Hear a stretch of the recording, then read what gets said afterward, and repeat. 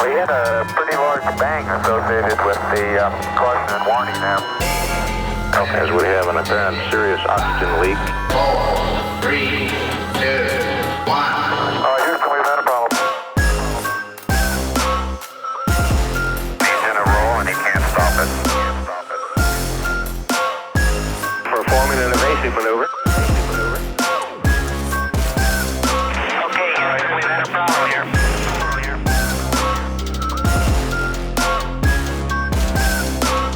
I think we need to do a little more all-weather testing. Welcome to space.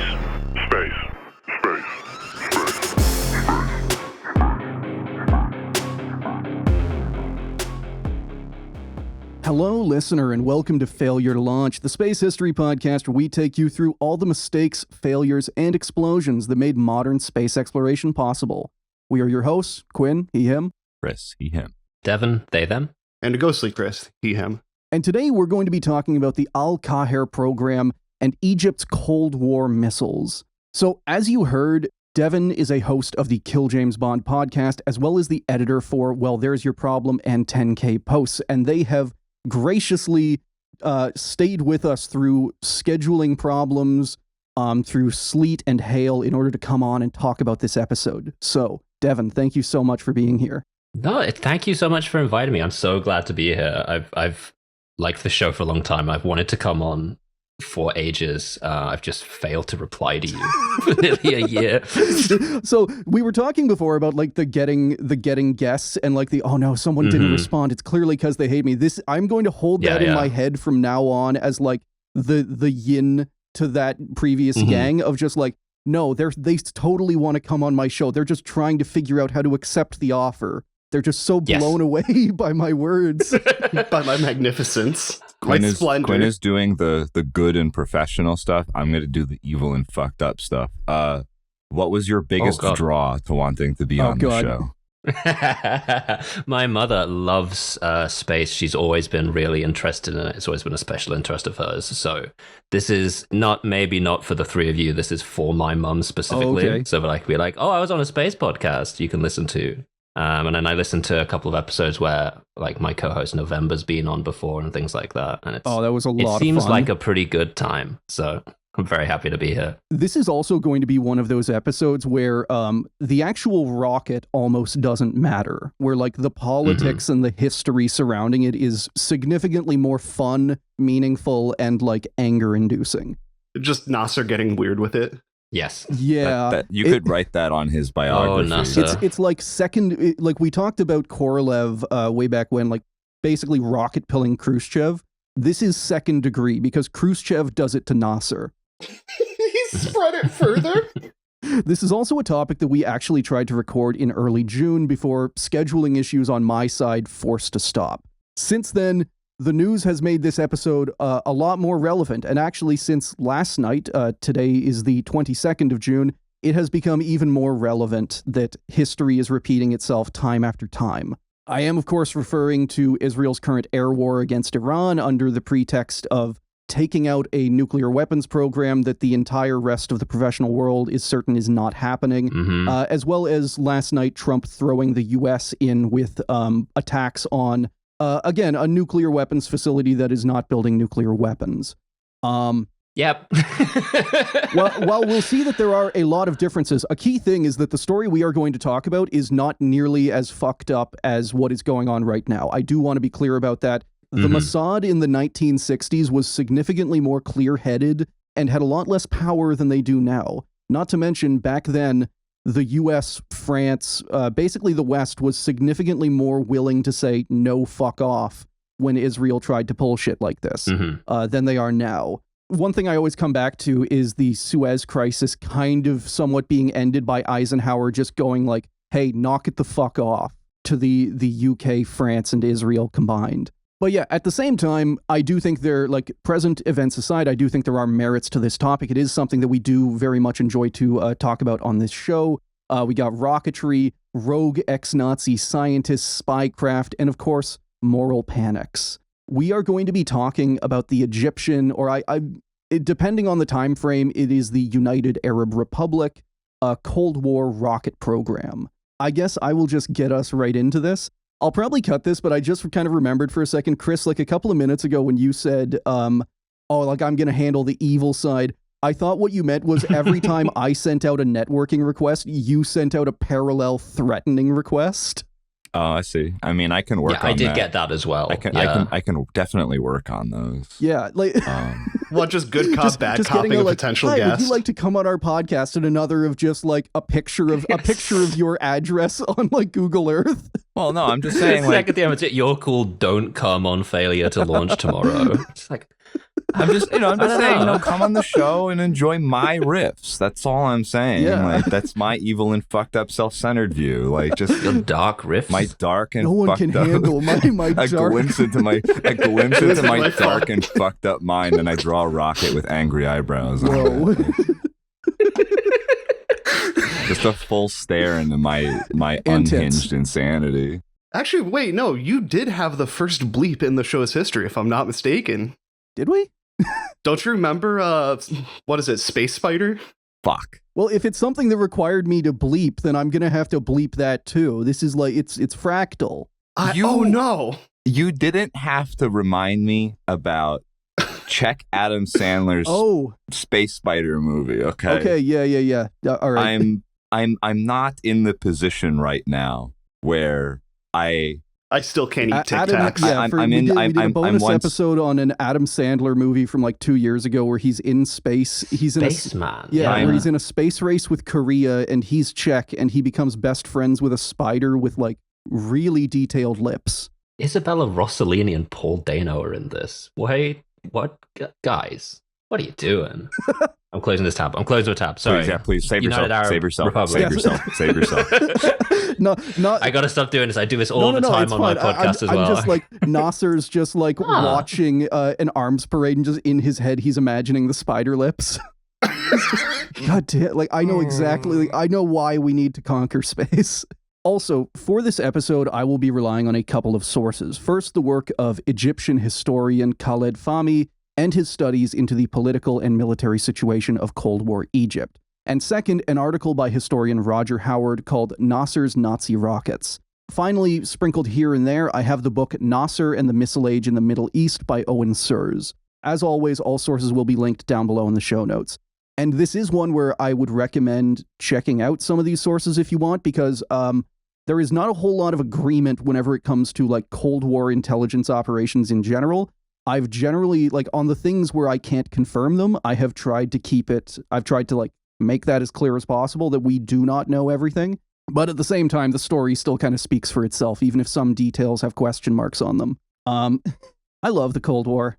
Just a bunch of cool guys acting rationally. Love it. That's why they called it the Cold War, don't you know? Mm-hmm. Never went hot, never once.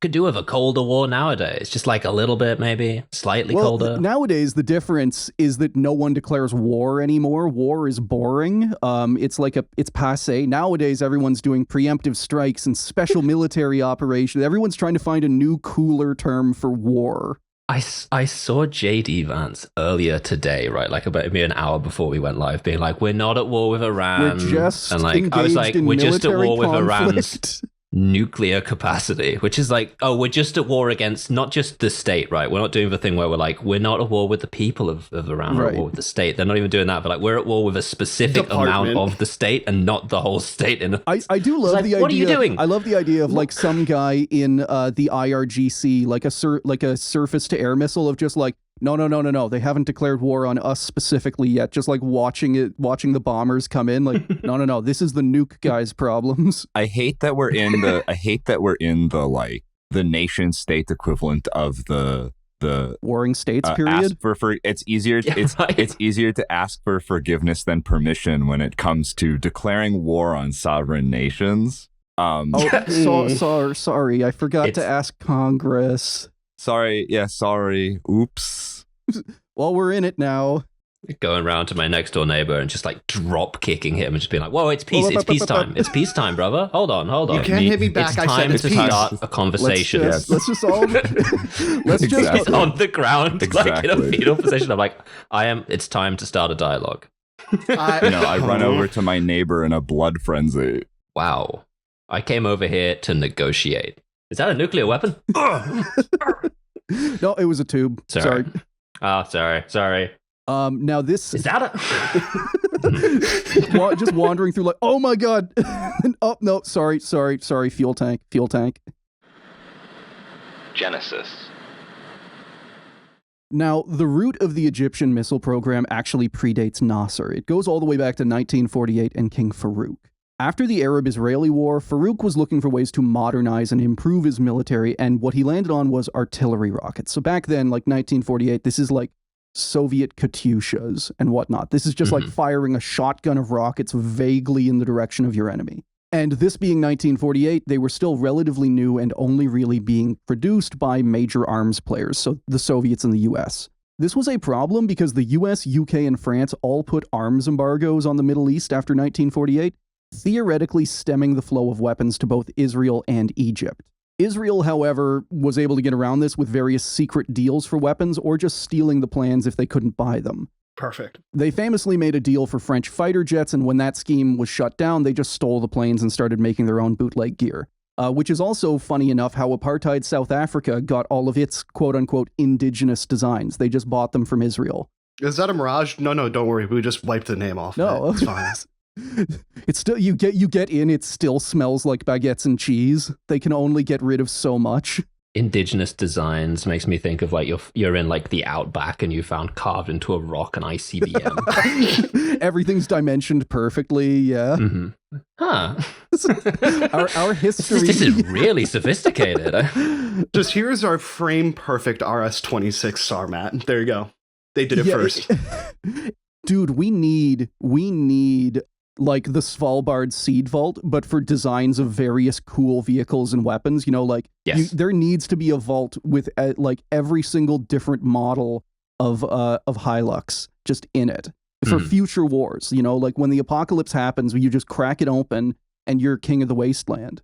I have the Hilux STC, so I'm going to reopen the factories and mass produce them and then conquer the wasteland. But no, you also need to include some dead ends. Like leave the plans for the Panjandrum in there. Oh, God. Just let them have fun with it. So while Israel was able to get these weapons through these alternate routes, for Egypt, it was a little more difficult. They couldn't arrange any secret deals with any of the major players, and instead they went for an unconventional option, West Germany. Nice. Always a good choice. After World War II, West Germany wanted to gain a place on the world stage, but it was legally blocked from a lot of advanced weapon types like ballistic missiles, say. And this first attempt with King Farooq was called CERVA, C-E-R-V-A, and mostly involved a small team of German scientists trying to build Egypt a new artillery rocket. And it fizzled out completely because King Farooq just kind of lost interest after a week, and they ran out of money. Damn. Yeah.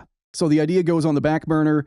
Farooq is deposed in 1952 by a cadre of soldiers called the Free Officers Movement, and 2 years later, Gamal Abdel Nasser becomes president of Egypt by coupping the last guy.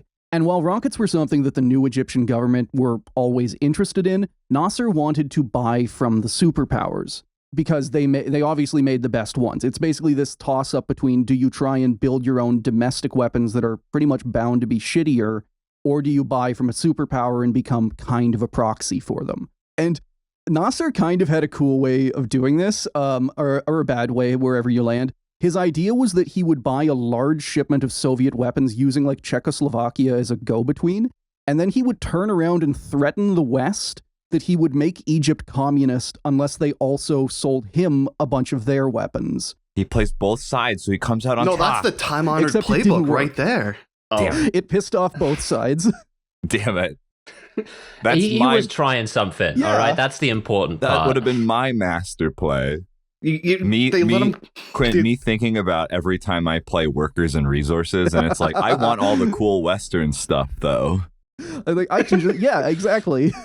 I am about to become communist in 2 minutes' time, unless you give me nuke now. Having two big red buttons on your desk, one of them has the atomic symbol on it, and the other has the hammer and sickle. and you can just smash either one to dramatically change your country at a moment's notice. Doing the drill tweet, but about communism, where I am racist. I'm trying to heal. $100 will make me less racist. 1,000 will make me extremely less racist. Thank you. Gamal Abdel Nasser. It's like I'm going to become communist. So while this did net Egypt about 100 tanks and fighter jets, it convinced Israel, the UK, and France that they should overthrow Nasser and also annex some Egypt for their trouble. Which I do love that even we're always on, baby. We're always ready. I love that even regime change is just going to be like, even then they have to sweeten it of like, we're going to go in, we're going to liberate the people, and some of them are going to be our, come on, guys, we're not doing this for free. The burden we bear. of saving you, brackets, quotation marks, saving you. Brackets, I'm taking your living room. So fast forward about a year, and the three countries invade Egypt in what becomes known as the Suez Crisis. It's also worth mentioning that while they got advanced Soviet fighter jets, the Egyptian Air Force was mostly destroyed on the ground, in part because it had been heavily coup-proofed. What that meant is that, if you want to coup-proof an army, especially if you've recently couped a country, one of your first steps is generally going to be crippling your own military, because they're the only guys who can coup you back. The downside is that coup-led militaries tend to be pretty shit at fighting wars. A great example being Idi Amin, whose massively bigger army got its ass kicked by, I think, Tanzania. But yeah, basically with this first war, the Egyptian Air Force is very centrally led. Squadron leaders don't have the ability or the authority to take off and defend themselves. It all has to come from Cairo, and Cairo is very slow in responding. Worse, as Israel got newer advanced French jets, the capabilities of Egypt's old Soviet bombers quickly fell apart. And in a turn of events that fans of this show should recognize, a leader is facing an uncertain bomber race, and he gets convinced that a new kind of weapon will solve all of his problems. And I can understand it because this happens in 1957. This is the year that Sputnik 1 and 2 launch, and this is the year that Sputnik panic takes over the globe. Time-honored tradition. So you can understand that the weapon that Nasser lands on that is going to solve all of his problems overnight is ballistic missiles. Yes. I love how prolific the used car salesman effect is that Korolev kicked off. Right? It's contagious now. Is it a stretch to say that Korolev is the man who sold the world, Quinn? I think it's it his works fault. because Everyone else wants rockets. I think it's. I don't think it's necessarily correlation. Yeah, it might be just a coincidence. But Khrushchev becomes heavily invested in rockets, and then he convinces, through his example, Mao becomes incredibly interested in rockets. Nasser now, quote, Nasser and his generals wanted something more than an artillery rocket. Indeed, they sought a ballistic missile that would give them an assured capability to strike at Israel and boost Egypt's leadership credentials in the Arab world and the emerging non-aligned movement. From Nasser's perspective, missiles had a domestic appeal as well, for here was a tangible sign of the progress of the revolution, a proof that even a downtrodden, underdeveloped land of peasants could possess the ultimate credential of the space age, the ballistic missile. So there is definitely a propaganda angle as well. In 1957, missiles are the coolest things you can have. I mean, aren't they still kind of? Yeah, they haven't stopped, so I don't reckon. Unfortunately, the Kremlin was not intent on sharing its new toys. We actually have a letter exchange between Nasser and Khrushchev. I don't have quotes from it, but in it, Khrushchev basically does the potion seller meme to Nasser, and he says that Soviet missiles are too much for Egypt to handle. There's one point where he's sending these letters back and forth, and Khrushchev's like, "Hey, I noticed that you said you wanted short range missiles. What do you think short range means?" And Nasser responds 40 kilometers. And Khrushchev goes, "Well, my short range missiles go 400 kilometers." Just 40 kilometers, pal. How about you pick up a trebuchet? All right, come to me when you've got some ambition. Yeah. I love the idea of you need a SRBM that needs to go 40 kilometers. And in order to do that, it will ascend probably to 70 kilometers. Yeah, and then just fall straight down.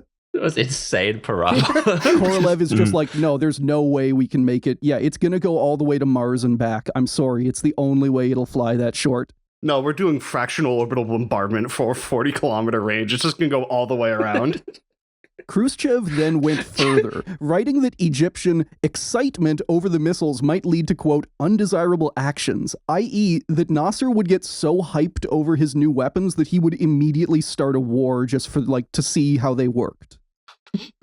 All right. World War I. This is some, mood. like, insults. Yeah, also fair, yeah. That is what we did straight the fuck away. We have all these cool new toys and we want to test them out so bad. Exactly. My skin's gonna itch if I can't fire this thing. Come on. Khrushchev just all throughout this basically just insulting Nasser. Like, they're not having great relationships at the time, but like they're not, like, they just sold them a whole bunch of fighter jets and whatnot, and Khrushchev is like, whoa, Junior, you, like, puts a hand to, like, block him from the rockets, like, buddy, come on. It's so paternalistic. Yes. So funny to be, like, half funded by the Soviets, which is like, I don't know about the missiles, though, pal. I don't know if you can handle that yet. Yeah, you have to build up your relationship score with the Soviet Union, and this is the problem, you know? You're trying to build up relationship scores with both blocks. You haven't reached the 80% threshold. The little pink heart hasn't appeared over Khrushchev's head yet. So no, you can't unlock the higher tier gear. I'm waking up every morning. I'm giving Khrushchev a gift. It's like chocolate bar. Yeah. Bunch of flowers. Doing my Soviet rep grinds today. Exactly. Got to get my weeklies done. We need to make like a meme image of a Scud launcher, but it's got like the orange rarity, like legendary background around it. It must be like level 17 to use this. It's like, fuck. Come on. R17, coincidentally, the name of the Scud. But yeah, like, because he can't get the legendary tier Soviet stuff, he's going to make some like white tier Egyptian rockets instead. You gotta prove. Fair enough. If his ambitions are 40 kilometers, fair play. Like, yeah, like, you know, just angling your rocket like down. Some fireworks together and you're good to go. Exactly. So with that, Nasser was once again stymied in his rocket dreams. With buying them out of the question, he actually decided to dust off King Farooq's old plans, and they would build their own domestic missile program. And it was a good time for it. 1958 saw Nasser embarking on a major campaign to make Egypt a shining example of self-sufficiency among Arab nations. At the same time, Egypt and Syria united to form the United Arab Republic.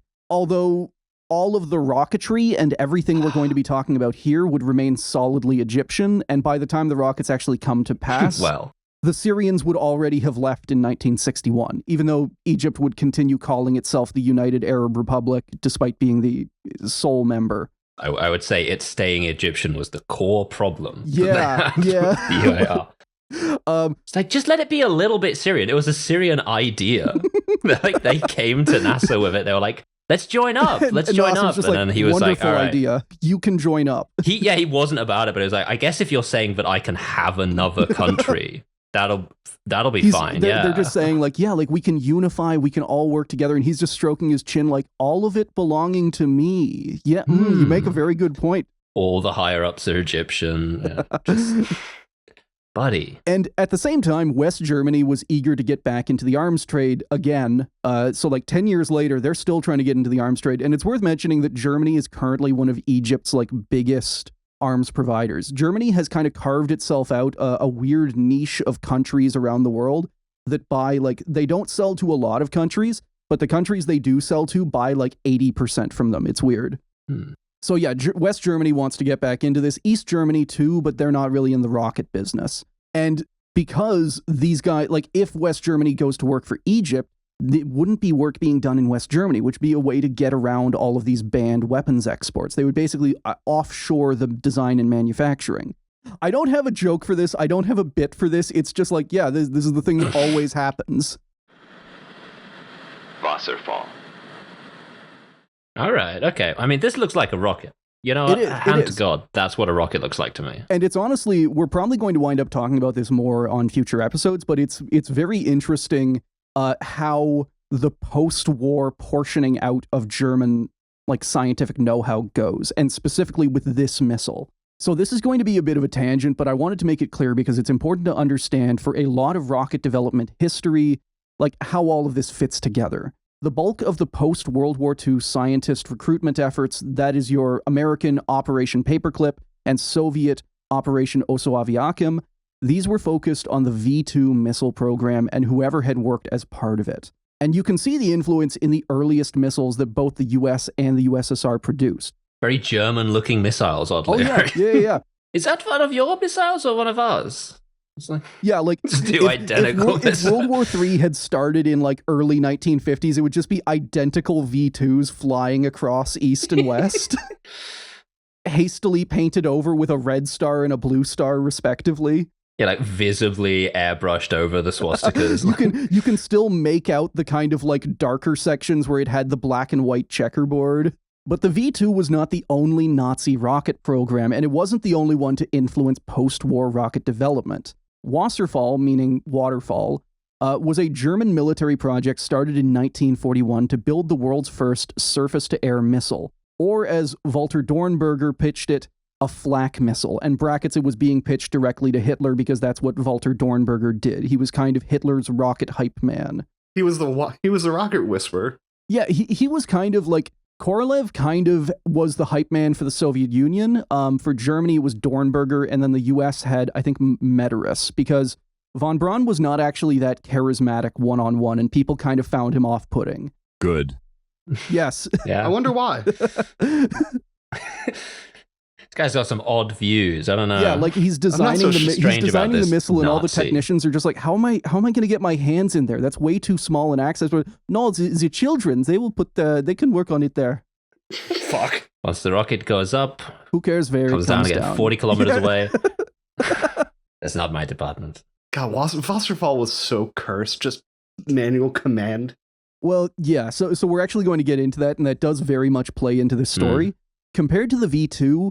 The waterfall was much smaller, only 8 meters tall, and it carried a warhead 1/5 that of the V2. It was also modified from the V2, so sometimes people call it like a descendant. And its objective was simple. It was going to wait around the German countryside until Allied bombers flew overhead, launch, and with the help of manual radio guidance from the ground, detonate close enough to hopefully take some of them down. We don't know how effective it would have been since it never saw action, but based on other German wonder weapons like the V2, it may have gotten some kills and had zero impact on the war. And like the V2, it probably would have caused more harm than good by, like, taking away resources. But I still want to talk about it because the Nazis ran into a lot of the same problems that other designers would decades later. Mostly because the Wasserfall was meant to be defensive, it had to sit in place and be ready to launch as soon as Allied bombers appeared, which meant it couldn't be refueled on the pad like the V2. It needed storable fuels that could be left in the tank, which in rocket terms is almost always hypergulls, which means fuels that detonate as soon as they make contact. And the Nazis, like late war Nazis, loved them some hypergulls in close proximity to human bodies. In the case of the Wasserfall, they selected RFNA, or red fuming nitric acid, my personal favorite. This is one of the granddaddies. Like nowadays, people use IRFNA, inhibited red fuming nitric acid, and it's still incredibly hellish and dangerous. This is like all of the safeties taken off of this chemical. It will like melt you, burn you, light you on fire. It will kill you in so many ways. I've got a riff. Hypergol is what happens when Asterix novelists drink Getafix's potion. You know? Oh, just deploying RFNA on the Roman lead. Oh, dude. Was that good? No, I'm trying to think like that's all I have. Thanks. No, it works. I'm trying to think of like Greek fire, but you're loading it with like modern rocket fuels. I mean, it could work. Now, the Wasserfall's development did not go well. It was headed up by a Dr. Walter Thiel, spelled the same way. I have no clue if there's a relation. Mm-hmm. And it was a story of launchpad detonations, fizzled launches, and erratic targeting systems. In fact, one Wasserfall guidance system that they mounted on a test V2 famously went so wrong that it crashed in Sweden, and the Swedish government immediately sold it to the British. Perfect. It just not even Deals. Not even like spycraft or anything. They just put up a for sale sign, like basically just like, yo, you want this? Just like a car boot, just like, yeah, is this, you interested? I love the idea of like, I'm just thinking about this, like your neighbor like launches their experimental rocket into your yard and you hate them so much that you're like, hey, other neighbor who has beef with this neighbor, you want to buy their thing from me? Like, immediately paying them back by selling their special thing to someone else. They kick the football into my yard and I'm immediately on eBay with it. Just like, all right, fuck you. You're not getting it back, pal. I'm hoping there was a bidding war between the Germans and the British. Like the Swedish were just open about all of this. I'm just like, yo, how much do you really want this rocket back? Never miss the opportunity to turn your own tragedy into profit, you know? Of course. Deals. Yo, this rocket Non-stop program deals. isn't going good. What if we sold it to the British? I'll buy anything, those fuckers. The project had even more problems when a British bombing raid of the German rocket plant in Peenemünde succeeded in killing Dr. Walter Thiel, inshallah. And it killed him accidentally because he was not the target. Operation Hydra was meant to be hitting V2 projects, and it accidentally wiped out Wasserfall instead. Hey, a rocket's a rocket. They hit it. Yeah. Easy. Easy clap. It's all the I'm always hyperglyphs that they were winning, yeah. storing on site. Although I do also have to say that it killed a lot more slave laborers than it did any Germans whatsoever. Yep. Yeah. Quinn, I don't mean to detract from the weight of the moment, but I'm being flashbanged by the name of this place. Peenemünde. Peen. Oh, I get it. Peenemünde. It's Latin for like normal penis. This is why we bring a professional on. Legend has it Thank that you. like the most statistically average peen exists here. That's what they were trying to find. Like this was a German thing that they were doing. Like, what is the normalist penis for person to have? It's like a Berliner situation. It's actually named after like a very specific kind of pastry they make there. I would maybe try it. Yeah. We'll see. It's meat Just give it a go. filled. Me at my phallus launch facility at Peenemünde, you know, like No, I just have the mental image of whoever this teal guy is just outside, just a glass of hypergulls in each hand, looking up at the planes. Guy just, yeah, like he's not even supposed to be there. He's just like strolling outside at the V2 launch sites. oh, he's holding like 2 containers of things that should definitely not be mixed That's in what I'm each saying, hand. yeah. Desperately running for the bunker while my T-Soff and C-Stoff are just like spilling behind me. So anyway, after the war, after all the V2 scraps had been picked over by the Americans and the Soviets, the Wasserfall program was mostly ignored. Some of its scientists went on to work for the British or French, like they were the B team of the Nazi German rocket scientists. And as such, the Americans and Soviets were both kind of just like, who gives a shit? So some of them go to work for the British and French, some of them are allowed to stay in Germany and they become like professors at universities. It was this core of scientists, the guys who were too incompetent to be snagged by Paperclip or Oso Aviakim, that became, it's weird, these guys become ex-Nazi free agent rocket scientists. Compared to like the Paperclip scientists, like who were talent scouted, they got to negotiate their contracts, and they famously almost got kidnapped by Vasily Stalin that one time. These guys would work for whoever. Like they wind up working for the British, the French, Libya, Brazil, South Africa, North Korea, Argentina. Some of them do like weird contract work for the Americans and Soviets. Some real Montessori rocket scientists here. Yeah. Like I love the Nazi rocket scientists that are picked last for the football match. Like, just like whatever. We'll teach you how to make rockets. North Korea, all right. Like what's on your resume? Like, oh, did your rocket ever take off? Well, I guess we'll take you. Yeah, being left with the awkward kids at the end of the dodgeball picking. They got all the all-stars already, and we've just got the kind of like, they're sort of weedy, they don't really know what they're doing, but... Pretty sure that guy's we'll licking his come slide on. rule. But this also means that, like, unless... So in the history of rocket proliferation and where all these designs come from, most of it comes from the V2. So, like, if you buy rockets from America or the Soviet Union, like, the first Chinese rockets look like V2s. A lot of the, like, if you are supplied by the Soviets or the Americans, your rockets will descend from V2s. If you are anywhere else in this, like, weird free agent space, your rockets will more often descend from this failed surface-to-air missile. And, like, by pure number of countries, the Wasserfall winds up influencing more than the V2. And it is worth mentioning that even the Soviets and the Americans did wind up doing a bit of work on their own Wasserfall-derived rockets. So yeah, all of these countries, a lot of them wind up with Wasserfall-derived missiles instead of V2 designs. And Egypt was no different. In 1958, with Cairo's approval, arms dealers in Europe started reaching out to many unemployed German rocket scientists. Waiting for their time to shine. Some of these guys were ex-Nazis, some were just students who had come up in the decades since the war.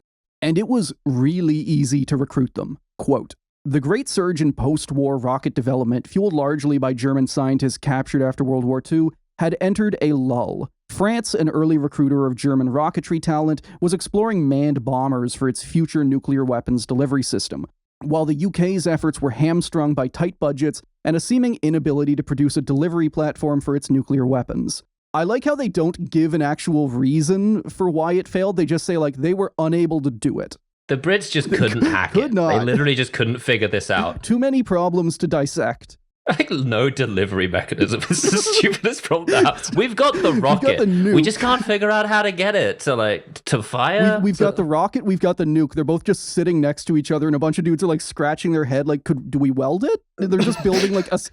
I say, old boy, have you got any idea what to do with this nuclear weapon? They're just like building a wooden scaffolding for it on top of the rocket. West Germany was also home to unemployed scientists who had recently been discarded after the Soviets and French had exhausted their knowledge of rocketry and aviation. So one thing with the Soviets is basically, I don't want to give them too much credit because they also still very much do the whole like, no, we're going to exploit all of this for what it's worth. But once they're done with them, they basically go, all right, fuck off back to Germany now. Bye-bye. Of just like, all right, yeah, you are no longer relevant. Leave. I mean, which, you know, fair enough. That's the sort of respect that I think Germans should be being treated with. Pound sand. All right, I will exploit you. I will like squeeze out every bit of knowledge you have, and then fuck off back to Berlin. In short, West Germany was a buyer's market for would-be rocket enthusiasts like the Egyptians, who took prompt advantage of the opportunities that lay before them. There's just like the unemployment office, and every single one of the guys in there has worked on war crimes in some way. It's almost like a prerequisite for them. While there was an entire team that was slowly cobbled together in Cairo out of German, Swiss, and Austrian scientists, the main players were some guys that fans of this show may have heard of before, Eugen Sanger and Wolfgang Pils. While Pils worked on the V2 program during World War II, Sanger was weird. Too weird even for Nazi Germany at their like most desperate time. This guy was just too incompetent a rocket scientist. If you remember our series on Lutz Kaiser and Otrag, Sanger was the guy who designed the Silbervogel, or Silverbird, a hypersonic suborbital bomber that's... It's weird, it's often lumped in with, like, doomed end-of-war Nazi projects, despite the fact that it was designed in 1938. To, like, give you an idea, Eugen Sanger was already at, like, superweapon brain rot that German scientists got to before the war even started. Oh boy, he was really cooking at that point. Now the Egyptians are about to learn the hard way how falsified his CV is. At the same time, like, he was very good at hyping himself. He was so good at hyping himself, in fact, that Stalin tried to kidnap him. He sent an entire team of NKVD kidnappers, and he also sent his son Vasily along. And Vasily fucked it up and got the team captured. You got to give him the opportunity to try, though. Yeah, you know, like a fail son, like... You got to give him a go. It's like Mark Thatcher's failed coup in Equatorial Guinea. You got to like let him try, and if it doesn't work out, we'll figure it out. Yeah, everyone else is just kind of going along because it's like send your son to work day. Mm-hmm. Don't worry, little guy, you can do it. Eugen Sanger is wearing like pads in case Vasily tries to stab him or something.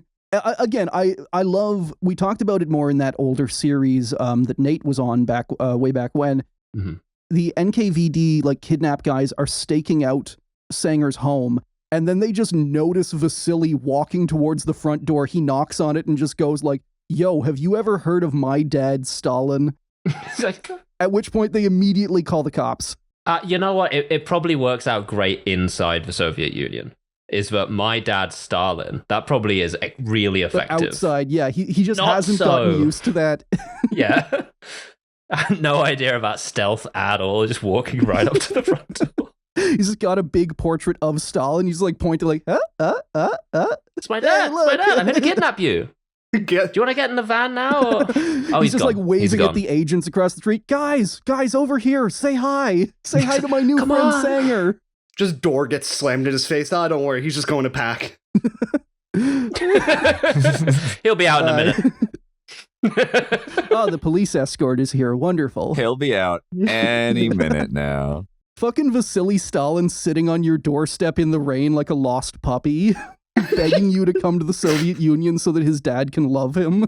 Leaning casually against your fence, like with a smile on his face. He'll look at his watch every few minutes, but nothing changes. yeah. Like he's just patiently waiting for He's you to too come polite. out for 17 consecutive hours. So yeah, this is Eugen Sanger. This is a guy who is like too deranged for the Nazis. The Soviets are repeatedly trying to convince Stalin, like, no, this guy is insane. Do not do this. And Egypt makes him the head designer for their new rocket program. Fantastic. So we are really starting off strong with this one. It's like the Z team at this point, and it's only going to get more so. Because he was joined by scientists like Paul Jens Gorka. I have no idea if I'm pronouncing that right. I'm just going to say it's Gorka because it's funny. Definitely Gorka, yeah. We've got Thiel, we've got Gorka. Let's see how many more of these guys have roots in ex-Nazi Egyptian rocket programs. Hans Kleinwachter and Heinz Krug. And they all got set up in Cairo in varying degrees of permanence. For example, Sanger technically still worked at the University of Stuttgart, and claimed that all the times he went off to secret Egyptian missile sites, he was just giving lectures there. Now, the actual proper rocket development work started in 1959 with the creation of the Bureau of Special Military Projects. And while it had mixed results, I think it's interesting and impressive that it even managed to get that far, because it was a complete mess. Not just organizationally, but doctrinally. For example, all of the leads of the program were imported from the West and took Western design philosophies with them, but the actual technicians and engineers had all been educated in the Soviet Union and took Soviet techniques with them. So, like, these guys do not jive. The engineers hate the technicians. Your boss doesn't speak Arabic. No one's talking to each other. These are the Z team of rocket scientists. But we can absolutely crank out like a space program. We are I going reckon. strong. Yeah. No worries. Another issue was that Egypt was starting fresher than any country I've ever seen in rocketry. They didn't have the tooling or the factories to make rocket parts. They didn't have the tools to make the rocket parts. And this is something I always want to hammer on whenever we talk about like precision tooling. You can't just build a really precise hammer right away. You have to kind of slowly build up to it. You make a decent hammer, and you use that to make a good hammer, and then you use that to make an incredibly precise hammer. So, like, it takes time. And the Egyptians basically, Nasser basically ordered them to speed run it. They didn't have wind tunnels or test stands or launch sites or anything. And they still plowed on with the designs anyway. Jesus Christ. To get around this, It's confidence. It's confidence is what it is. We'll figure this out. they will tremble when they see the might of our spirit. Yeah. You come up with the rockets, we'll figure out like what a lathe is in a couple of minutes. I'm like, don't worry. It's vibe coding, but just for an entire space program. Everyone's just kind of like, just go out there and just, do whatever, man. It's just hiring a guy and being like, can you make us a rocket? And you haven't given him anything at all. Just like, yeah, okay. Nothing makes me more upset in this modern age than hearing the term vibe coding. I don't know enough German. I'm trying to think of a German word that could like vibe. Weimar coding. Fuck. I don't know. I think that coding? you need to consult a professional for that one. Okay, that's what the new Does anyone know networking any? target is going to be. Just like messaging random historians like, yo, what can you tell us about how vibes based these rocket programs were? What, future bonus episode? Rating? Just rating projects by their vibes. Tier list by vibes. So yeah, to get around these problems, sometimes the Egyptians imported equipment through shell companies set up in West Germany. But a lot of the time, the work never approached Egypt's borders. It was totally remote. Most of the scientists also already had jobs at universities or factories with precision tools and instruments, so like basically why move them? This is also famously the strategy that Saddam Hussein would later use for his mega gun that Gerald Bull designed him. He got the parts built at like a British metalworks and just said like those are oil pipes, and hoped no one would notice that they were rifled. Smart. That's smart. It makes You a have to vortex in front. the oil. If you spin the oil, it goes faster. Come on. You've seen a washing machine. Come on. Saddam covering this one up by like pointing out like the like, how do I explain this? Like, you ever see those videos of like the hillbilliest ass dudes you've ever seen, and they're like chugging a fucking like beverage out of a bottle? Oh yeah, and yeah, swirl the it first? Banzai tornado style. Yeah. Absolutely. Yeah, so Saddam just sells you on it like the oil pipe. It's like that, but it'll make it go faster, and then Like, wow, ooh, it sounds to me quite a lot like you guys have unspun oils, which is kind of embarrassing in the 21st century. You have to realign your oils. Just keep fronted. Wow, you don't spin your oils? George Jesus Bush Christ. just like reading that and just like, my God, we need to get into there fast. You got to fix your oils chakra by spinning it. They're spinning their oils out there. Unfortunately, the Egyptians were not as hot on OPSEC. One of their front companies in Germany was literally just named Mechanical Corporation, while another was named Linda. Linda. I have no idea why. Don't worry, I work at Parts Corp. I love Parts Corp. Are you fucking kidding me? Parts Corp is really fucking good. Hello, I am engineer at Mechanical Corp.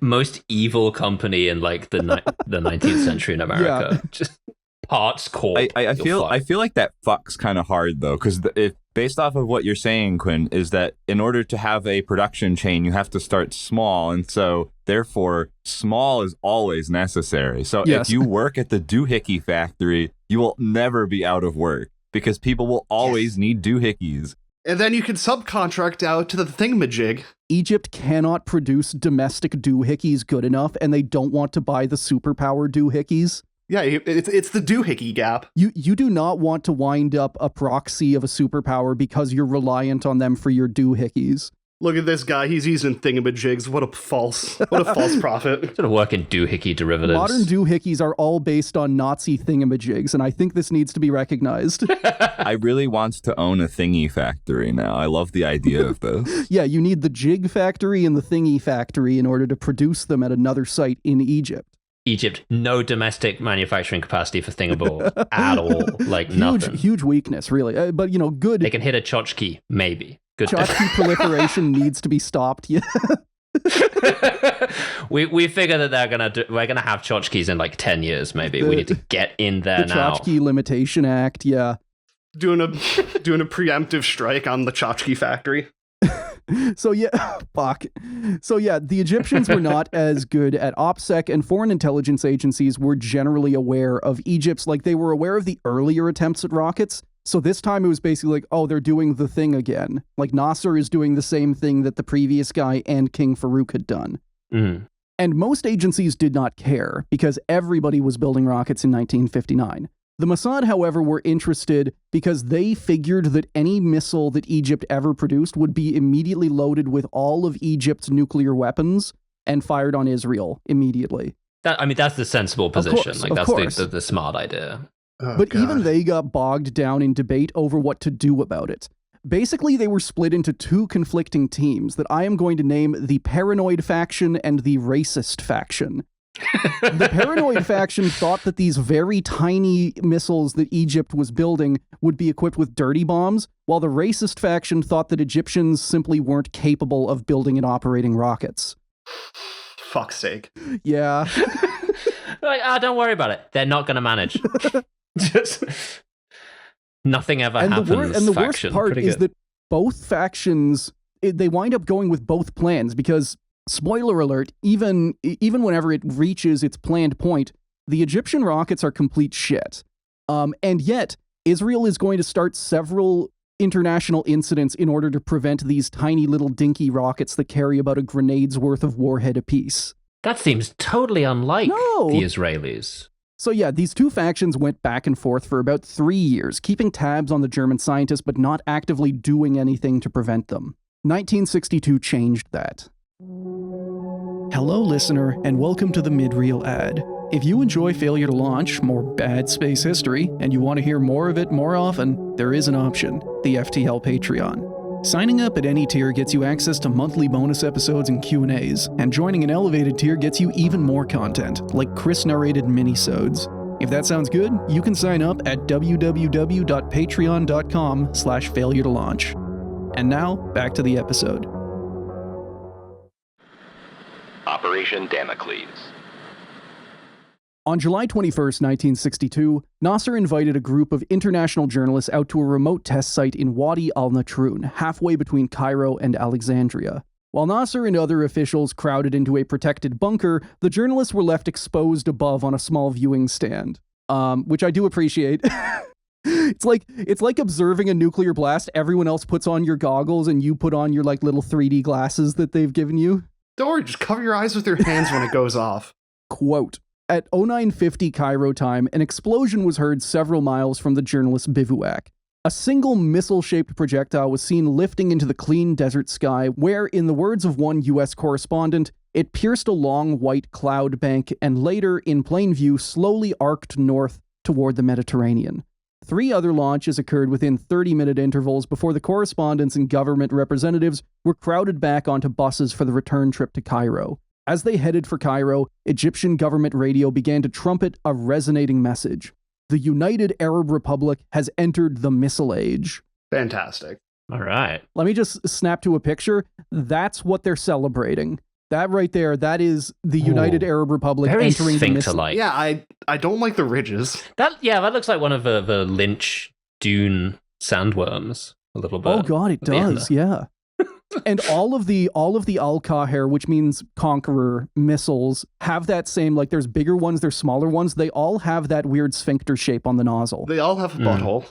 Can you go up to the slide before? I love the idea of like the culmination of all of their military budget spending for X number of years, and like this is what they have on display: is this singular truck with one rocket on it.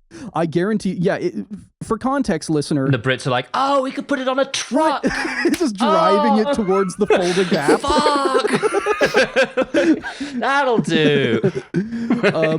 And yeah, listener, this looks like something that I could make out of toilet paper rolls. It looks like baby's first Scud. This is, Yeah. it's the scuffed Scud. It's the Scud we have at home. This looks like you've got a standard kind of like large ute here, and the missile is being held up by 2 triangular platforms with just sort of like a depression out of the top. It looks so basic. Yep. It looks like it's made out of like children's play blocks. This is Dad. Can we go to McDonald's? No, we have food at home. Yeah. We're doing a disservice to Scuds by calling this a Scud, I feel. Fair enough. What those journalists had just witnessed was the results of the German-Egyptian rocket program, the Al-Qahir 1 and Al-Qahir 3 ballistic missiles. I apologize if I'm mispronouncing that. 2 days later, on the 10th anniversary of the overthrow of King Farooq, Nasser held a huge parade in which dozens of missiles on trucks were the main attraction. And for those wondering, yes, the tests were rushed to meet the deadline for the anniversary, which makes this another example of our favorite thing. Wouldn't it be nice to have something for the holidays? Beautiful. I love it. For Boys those will who are love this. newer to the show, our favorite thing is whenever political requirements or holidays rush the development of a rocket. It always turns out well. A delayed rocket is eventually good. A rushed rocket gets you, I don't know, a dead dog. Mm. And these tests kicked off a sort of mini Sputnik panic in the region. This wasn't the first time that Egypt had tested their rockets, though. In fact, they'd admitted that an earlier test in March had failed. Though they didn't say that the failure had nearly killed the commander-in-chief of the Egyptian military. Man. It just went off course and nearly slammed into the visitor's deck. God, I'm stuck on that, Devon. A delayed rocket is eventually good, but a rushed rocket explodes on the pad. A rushed rocket explodes before it reaches orbit. Rushed rocket hits the observation decks directly. Then again, if I were the head of the Egyptian military, I might be more convinced that it works. Because, like, holy shit, it nearly killed a bunch of soldiers. This thing's gonna be great. Yeah, exactly. That's what we're building this for. It's a soldier-seeking missile. Whoa, it's good. Everyone around the launch site has to be wearing casual clothes at all times, or else it will target anyone in a uniform. Pop that collar, soldier. Jesus Christ. Do you have any idea? Yeah. It killed us all.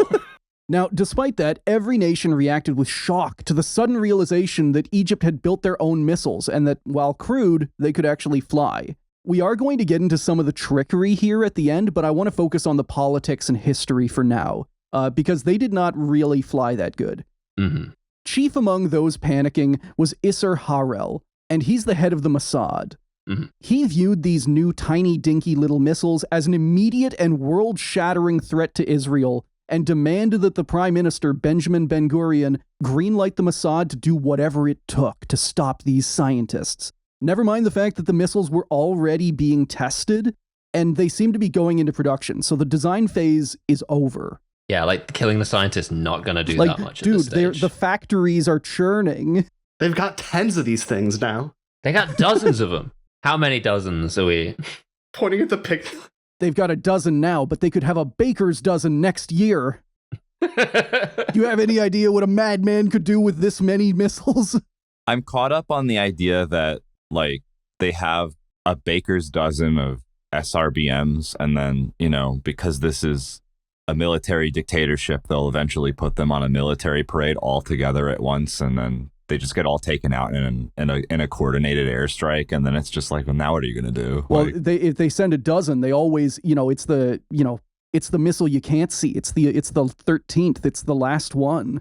and then they launch it, and then it lands, and it blows kills, up. It kills the head of the military of Egypt. It kills the head of the military, or it like blows up in a field somewhere because, I'm pretty sure that SRBMs in this time, especially if they're made by Egypt, they're not particularly accurate. We will get to it, but a major theme with the Al-Qahar is that it's designed off of the Waterfall, and the Waterfall was designed to have radio guidance, which means that no one who has ever worked on the Waterfall has ever designed a ballistic missile guidance system. So they just didn't.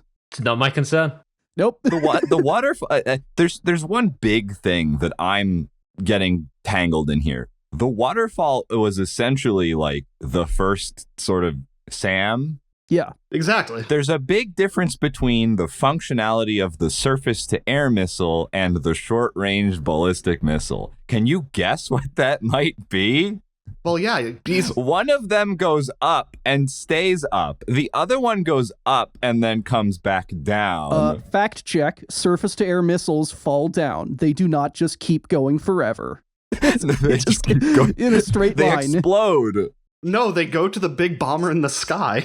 Inventing the missile that has no payload and is just a spear. No guidance. And it will fall back down. It will fall back down. We have to recover it.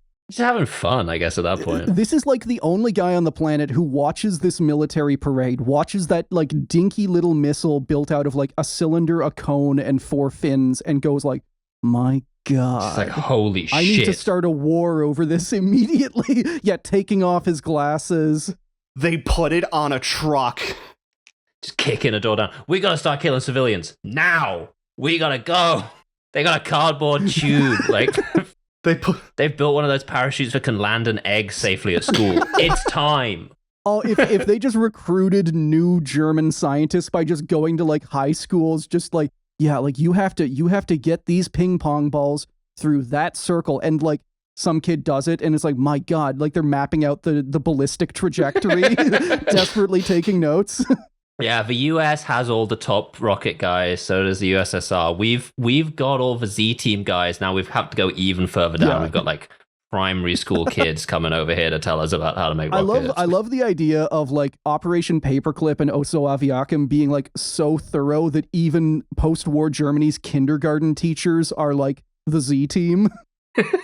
They're training under one of their top rocket scientists. Some rocket scientist just like watches a kid holding up a crayon, and then he notices that it's like a cylinder with a cone on top. Like, oh, my God. Guys, we have to go right now. Send this kid to Egypt now. Or not in Egypt, because we're not making him in Egypt. Send this kid to somewhere. I'm glued to this idea of Quinn of Mossad being like, again, like going after like the scientists or just like after like civilians or something. And I'm just thinking about like Henry Kissinger. Like, you have to be the same type of person. Kissinger was against this. Yeah, totally. Kissinger thought this. Wow. This is one of the weirder things. This is Kissinger like decades before like he fully activated though, right? So because eventually he'll look back on this and be like, that was actually a good idea. I need to do some of that. Yeah, he's like, oh, I don't agree with this at all, and it like holds on him for a second. You can hear his leitmotif start to come in a little, but then it cuts away. And then over the years, his leitmotif starts to get more ominous. It changes key. Yes, Henry Kissinger is in the background percolating, slowly becoming the true psychopath he was always But meant we'll to get be. to this, but one of the things about this story is how eager the US was to say, like, hey, please knock it off. No, they are not building a hyperweapon. This is idiotic. Just very different compared to now. What do you mean? They put a rocket on a truck. That's obviously world-ending. What if they fired the rocket? Do you have any idea how fast that truck could go? It could break the speed limit easily in a school zone. It's a large ramp with a bunch of school buses, and it's pointed towards Israel. It's like, yeah, tremble. Set up a ramp towards Israel. And just fire the rocket It's at the truck Rafah at border. we have obtained intelligence that the Egyptians have hired Evel Knievel for a very dangerous weapons test. My kingdom for a hands-off, strongly worded helicopter parent America, you know? Listen, you gotta worry about the Egyptian hypersonic skip glide bus. the When America hypersonic had the hillux, moral yeah. clarity. Isn't this when Israel still controlled Sinai? Yes. Yeah, it is, isn't So it? your rocket truck thing would have to jump the canal. river on a Yeah. ramp. Like We've just set up a ramp in Port it's Said. a one just way. like, good luck. It's a one-way trip because you're not going to be able to jump back over. Yeah, so. we're just loading up the Yes, truck with okay. airborne troops. See, now this is so viable for Evel Knievel Oh, because he yeah. only has to jump the Suez Canal. We could 100% do this. We're slowly moving into the Fortnite battle bus, I've just realized. Oh yeah, basically. Honestly, I think that was definitely like a missed opportunity of whoever was the military dictator of Egypt when Evel Knievel was at his prime. Like, Anwar come jump the al-Sadat. Suez like that. It's still CC. Look, I know that there's probably been like two of them collectively. I just don't remember when the transitions Well, yeah, Hosni happened. Okay, Mubarak. I know, yeah, Anwar al-Sadat got assassinated Hang that on. one time. that's usually how many times you can get assassinated. Yes, fair. Yeah, hang on. I'm just Googling Evel Knievel heyday. Let's get to the Probably like 80s, I want to say. Like it just feels like a missed opportunity to focus like American culturalism onto like your burgeoning tourist industry. You know, On the other hand, Yeah. what better way to prevent enemy attacks than to like get the US on side by like co-opting their culture for your weapons program? We have to boost the strategic Knievel reserve. We need more of him. Oh, like doing NASCAR but with technicals? Hosni, brother. You should have linked up with Evel Knievel Significantly and too sorted this whole boring. thing out. Yeah. Yeah, you would not have, no. So getting back to this, Isser Harel, the head of the Mossad, is like, he is convinced that this is going to end the world. Mm.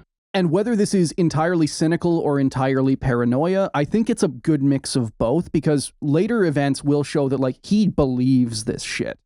He is not just doing this as a cynical, like, oh, now's my chance to do war. He was also not above lying to the people he worked for. So just 3 weeks after Nasser showed off the missile tests, Harel presented Prime Minister Ben-Gurion with 2 documents that he believed proved categorically that Egypt's missile program was mature and an active threat to Israel. The first was a microfilm obtained by Israeli spies that detailed how the Al-Qahir series didn't have a warhead and was struggling with a guidance system that didn't work. Not very convincing. And he's terrified. He's like, No. fuck! No! It could go anywhere. We have no clue where All it'll they need go. to do is figure out a warhead and a guidance system, and we're basically fucked. And the second was a sort of pitch document that German scientist Wolfgang Pils had sent to the director of Factory 333, which was building the rockets on site. The doohickey. This pitch deck basically said, wouldn't it be cool if we built 900 of these missiles, even though the Egyptians only planned to build like 20? And this is another thing, like when Harel brings this to the US, someone does the math and says like, yo, this would cost like $400 million in 1962 dollars. And they're just like, Egypt does not have the money to do that. What the fuck are you smoking? And I want to reiterate, Isser Harel had all the information to see that the Al-Qahir series was already struggling to build and test already obsolete weapons that didn't have warheads. And he looked at this and somehow took away that they were like dirty weapons, dirty bomb super weapons. Just gassing up the Egyptians as hard as you possibly can. Yeah, you have to pretend that the enemy are both incompetent and incredibly powerful. That's odd. I found there was some sort of word for that. Yeah. When your enemy needs to. So this actually didn't work. Harel's main opponent in this debate was the head of military intelligence, Mir Ahmet. Quote, Ahmet took less than 2 days to come back with a full summary that painted a very different picture from Harel's. Closely questioned by Ben-Gurion throughout his presentation, Ahmet stuck to his earlier view that there was absolutely no evidence that the Egyptians were trying to develop chemical, bacteriological, or nuclear weapons. Nor, even if such an Egyptian program did exist, was there any evidence that the German scientists were involved in it. In any case, Ahmet added, the men at work in Egypt were a group of mediocre scientists who had developed only antiquated missiles, and this meant that the panic that had overtaken Israel's leadership was not just unjustified, but dangerous. And he's going to be completely right every single time. He's the only guy in the room who is just saying, like, he's looking at this little pop rocket and going like, what the fuck are we, like, we have better rockets than this. Why are we scared? Better and more. Now, Ben-Gurion agreed with Ahmet and wanted to try the diplomatic route. He argued that immediately jumping to assassinations would jeopardize Israel's relationships with European countries and risked tarring them as a terrorist state. Womp womp. When was this? Sorry, when was this that he was? 62. 62. All right. Israel had a nuclear weapon. Oh, yeah. By that time. And they were in the process of buying American missiles to carry it. Like, they had the upper hand in every single way. That's just crazy. But that's also the thing of, like, whenever you're a powerful country, the existence of other countries' militaries is interpreted as like a threat against you, you know? Yeah, because you're treating your military as an implicit threat against all of your enemies. And you have to assume that that everyone else is the same. Yeah. And you have to get really paranoid and scared and like cry and like shit yourself a little bit if you see this toilet paper tube.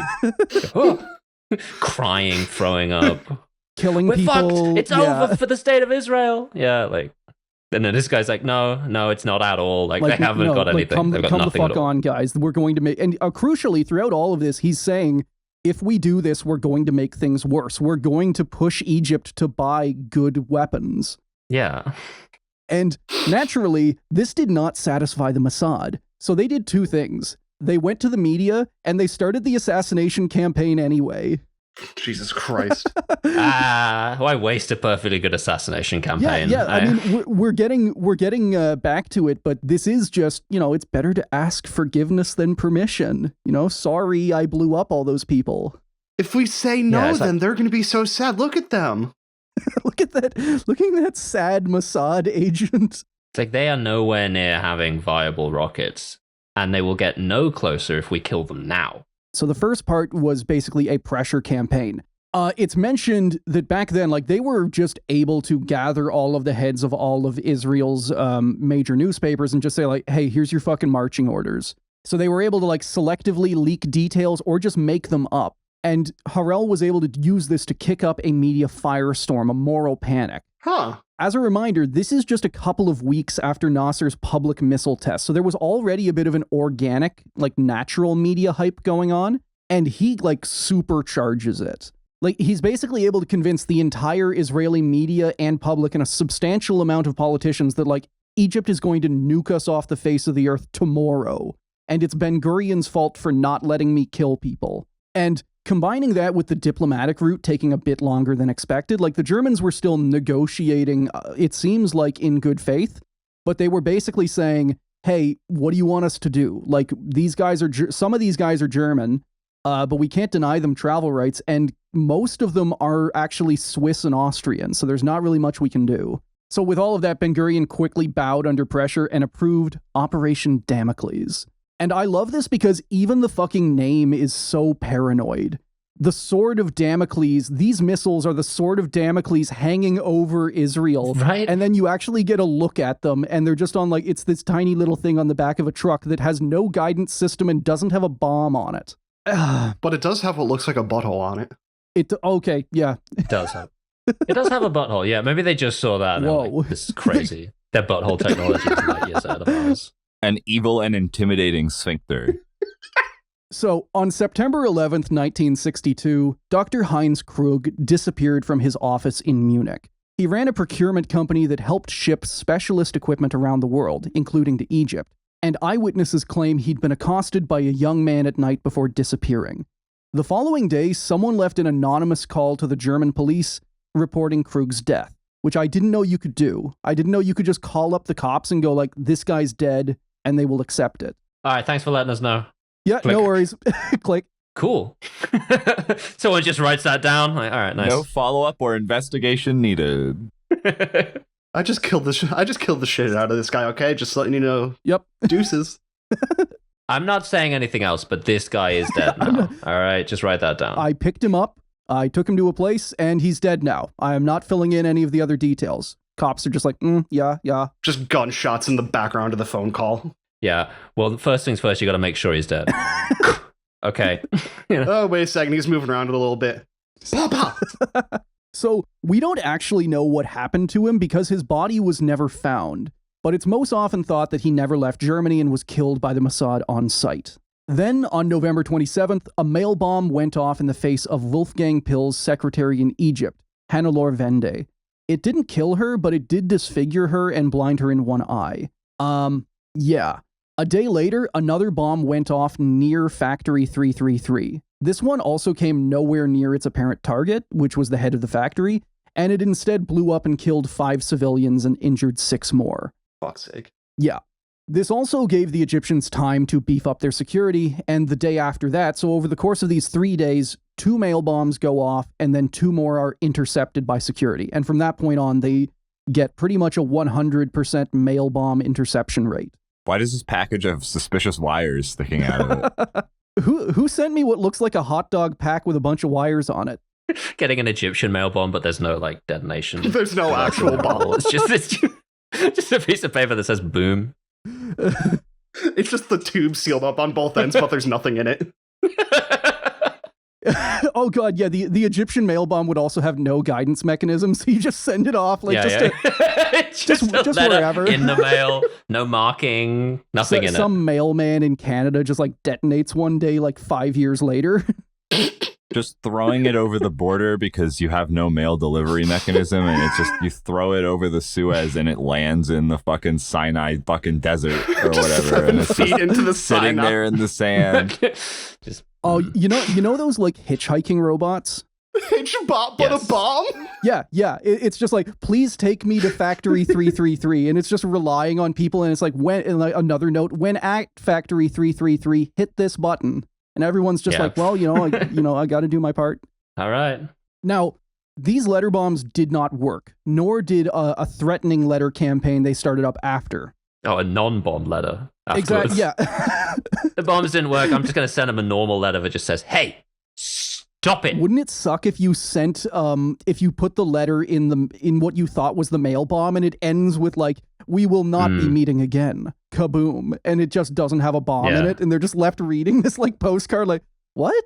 It's from the Egyptians. If it was triggered by one of those like little birthday cards that plays the song, has the little like electronic inside. Imagine getting serenaded before the bomb kills you. Imagine the lack of sophistication in the detonation mechanism, and if you closed the card before it finished, then nothing would happen. Diving for the card, but you have to keep your hand on it. It's like diving on a grenade. No, you gotta send the bomb back. Just good. Yeah. So right away, this assassination campaign is not off to a great start. Some sources will generally try and claim Operation Damocles as this like colossal success because eventually most of the Germans go home. But they go home for other reasons. They go home because the diplomatic route works. So far, over the course of a couple of days, they've killed 1 German dude, and they have killed or maimed about a dozen other just completely innocent people. However, in case, like, as morale is flagging, maybe they're thinking this isn't worth it. Maybe they think that that Mir Amit guy is right. They got a shot in the arm because a random Austrian dude named Otto Joklik arrived at the Israeli embassy in Vienna and announced that he was the chief designer of the Egyptian hyper-dirty bomb program. All right. Interesting gambit. Yes. Let's see how it works out for him. His story made absolutely no sense. The bomb that he described making for the Egyptians was basically like a medical x-ray machine turned up to lethal levels that would fly overhead and x-ray everyone in Israel out of existence. Okay. Yeah. Okay. And when the Israeli army interviewed him, they immediately realized that he was a fraud and he was not even a real scientist. So needless to say, the Mossad believed it wholeheartedly. Mm-hmm. While they would still mail out bombs and try to assassinate scientists here and there where they found them, one guy, Kleinwachter, I believe they try and shoot him, but they're gun jams. What? Just walking up to him, putting a gun in his face. Yeah, just like walking up like click, click, click, click, click, click, click, Say click, goodbye, motherfucker. Ding. Oh, All right, see ya. See you later. I gotta go. Quint, this is like the Kissinger tier stuff. Like, it's like the killing is so casual, right? Oh yeah. But when the mission doesn't go precisely the way they want it to, it's again, it's so casual, they just don't care. They just leave. Listen, we had vibe coding. Now we're It's important. It's mission critical to the safety of our nation that this person is killed. But also, Except we couldn't do it the way we originally planned, so we're gonna come back to do it later. yeah, we're gonna workshop this one, guys. This really gives me, like, because again, I've worked tickets my whole life. This is the person that puts in like the high priority, like do it now emergency type ticket, and then does not pick up the phone when you call them to work their thing that is urgent and must be handled right now. Like, I've gotten tickets like that where it's like, oh my god, drop everything, and then I send like a clarifying question, and it just goes unread for 3 weeks. perfect. That's me. I'm sending those.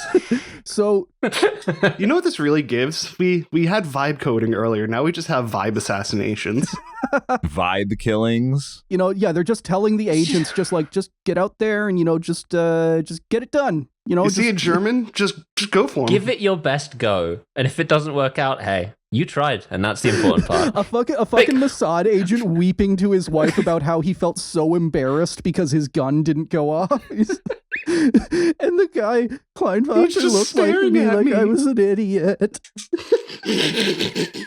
Kleinwachter's just like, hey bud, you want another try? It's okay, man. Like, It's okay. It's okay. I'll just stand please here. Please stop crying. Please.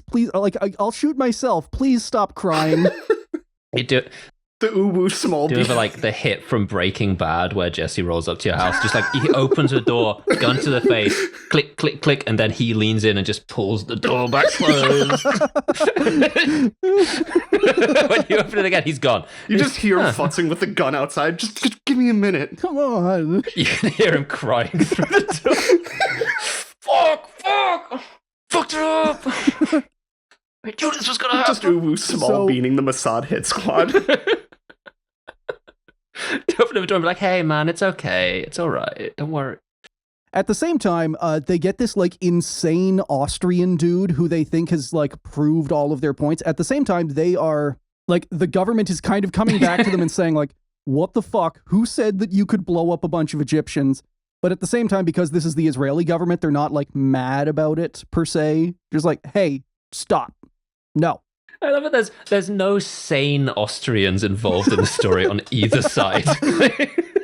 Basically, the Mossad is convinced for a little while that like they can try less assassin-y methods. So naturally, they hired the famous Nazi commando Otto Skorzeny. What? Okay. And they are apparently going to send this famed commando and assassin off to just like, hey man, peacefully, remember, we told you. Another insane Austrian. Yeah.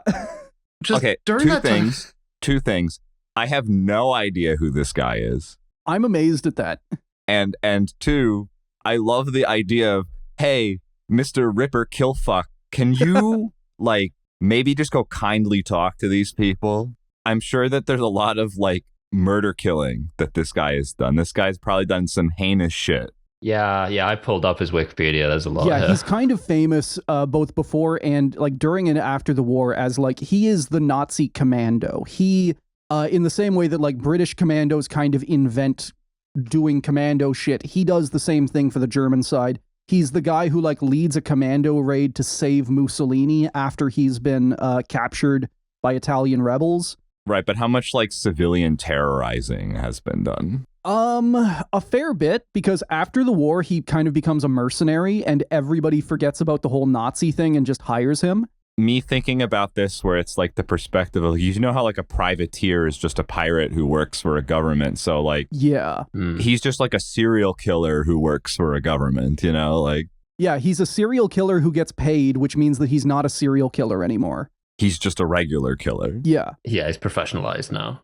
And the idea with getting Skorzeny, and they don't want him to murder people, the idea is that because they think that all of these scientists are diehard Nazis, which, a lot of them weren't, that Skorzeny would just be able to pull rank on them and order them to not work for the Egyptians. That's really funny. Yeah, because at the same time, Skorzeny does have ex-Nazi contacts all around the world. The guy who is handling the security of the scientists in Egypt is also an ex-SS guy who was Skorzeny's protege. So their whole idea is basically just like, yo, you just go up, you do the salute, and you say 9, and then they go home. Pretty good. That's a smart idea. Like, if the assassinations aren't working, we're going to get, who's, the dad Nazi? We'll just send him over to be like, stop it. Yeah, give them a nice slap on the wrist and say, no. And then things got very stupid. So I would say it's weird that the Mossad had so many high-ranking Nazi people on their sort of, cold... In their Rolodex, yeah. I don't know. Interesting. Yeah, and especially for them, the Jewish state, and especially because all throughout this, a lot of the propaganda that is being spun up about how these missiles are dangerous, it's being pointed at Germany. And what's the Mossad is very clearly saying, they are announcing it, they're putting it in newspapers, is that this is Germany's second try. Germany couldn't do it in World War II. They've taken over Egypt, and they are going to do a second Holocaust with these Egyptian missiles. That is the message that is going through the tabloids. And then, yeah, they hire the international man of mystery. Yeah, Otto Skorzeny. Get me Skorzeny. But we have to remember, they have 2 Ottos on their payroll, 2 Austrians named Otto. They have Skorzeny, but they also have Joklik, the guy who managed to convince the Mossad that Nasser's missiles actually carried Omega ray bombs or something. Harel made him a spy, a ranking operative in the Mossad with no more questions, and sent him off to Germany. The bloke that showed up. Yes. the dude who showed up and just gave you some sci-fi bullshit. And you're like, my God, leading operative right now. So you're now in charge of this. Sort it out. Yeah, the Germany dossier is now being handed over to a freaky Austrian guy. Listen, little do you know, Egyptians are the ones to develop the stone burner from Dune. So, Joklik's mission was to dissuade Paul Gorka, an electrical engineer, from working with the Egyptians. He did not have training. Mm-hmm. He was not told what to do, and he was given latitude to figure it out. So naturally, he fucked it up and started an international incident. While Gorka was well guarded in Egypt, his daughter was not. Heidi Gorka lived in Freiburg, where she worked as a lawyer.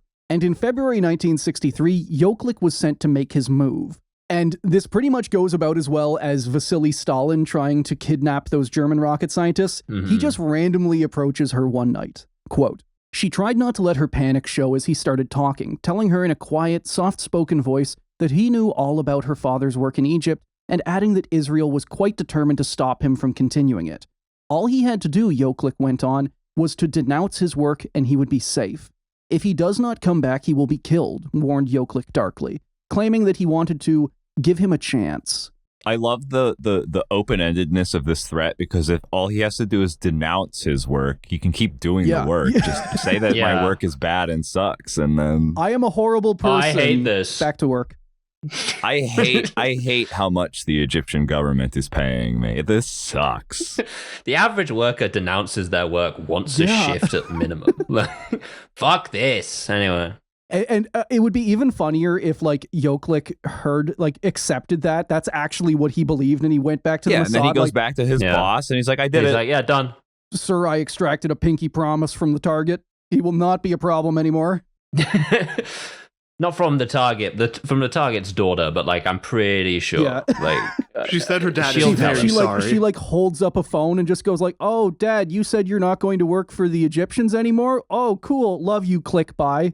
And just turns to Joklik done. He said, yeah.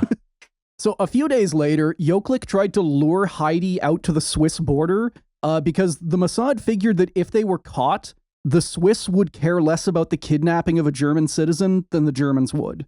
So their plan was to kidnap her into Switzerland and then hold her for ransom basically until her dad came home. She simply called the cops. This keeps working. This was apparently something that the Mossad was not prepared for. It's shockingly effective. So like, she starts being monitored by the cops. They tell her, like, hey, let's see how deep this goes. Like, keep playing along, which I don't necessarily agree with. They made her bait for her own kidnapping.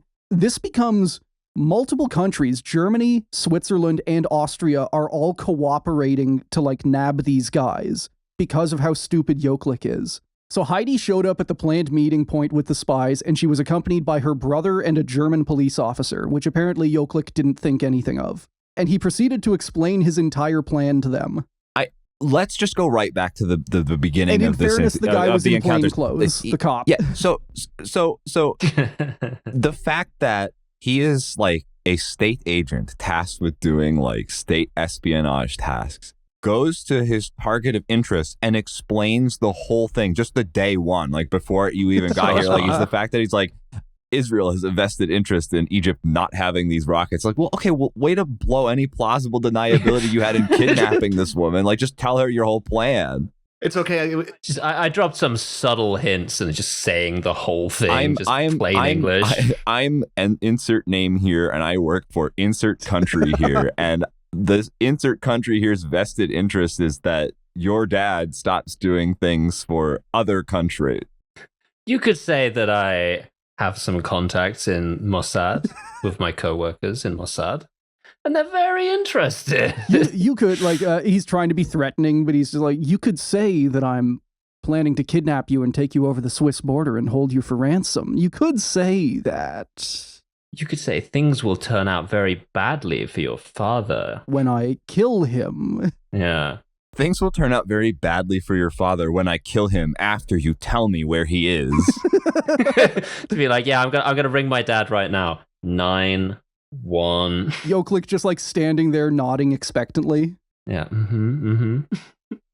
Is he on the phone? Can I listen? Can I say hi? Can I? Hi, it's Yoklik. Put it on speakerphone. And what's funny is that, so Yoklik has another Mossad agent there. They do not attempt to kidnap her. They lay out the entire plan of, like, hey, you're going to work with us. You know, we're going to, like, if you don't help us, we're going to kill your dad and you're going to convince him to come home. And she basically responds, yeah, I'll think about it. And then the two parties go their separate ways. And of course, Yoklik and the Mossad agent, they were tailed all the way to Zurich, where they were caught and arrested. Just high-fiving the entire... Doing your best. Just high-fiving the entire way. She said she didn't want to. I don't know what to tell you. And just like... The just leave strategy if things don't work out is such a great... well, time to go. The best part is, after Yoklik and the Mossad agent left, eventually they split up. But before they did, they went back to a town and got a drink. And I have to imagine he was just, like, patting Yoklik on the shoulder, like, come on, no one gets it on their first try. It's okay, bud.